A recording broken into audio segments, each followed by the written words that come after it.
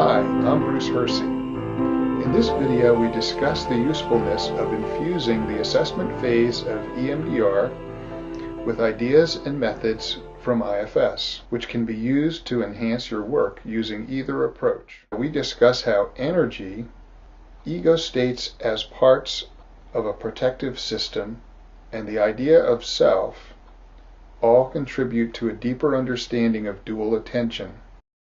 We start by recognizing functional dual attention requires both self-presence and part activation, which begins the process of witnessing in IFS.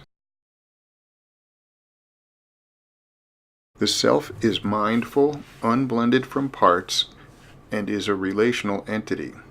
Its energy can be measured with the presence of self, or POS scale. The self is in a healing relationship with an activated part which is organized by negative cognitions, protector negative cognitions, or protective positive intentions, and bound by energy which can be measured by subjective units of disturbance or level of urge to protect. It is the self which holds the truth of any positive cognitions, and the part whose validity of cognition we measure.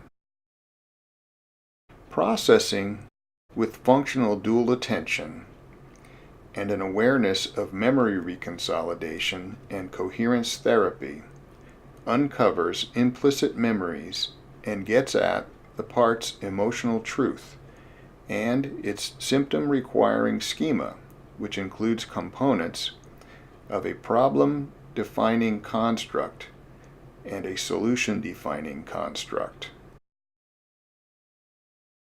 which enables the self to gain a pro-symptom perspective and coherence empathy, another way of describing understanding and compassion for a part's positive intentions.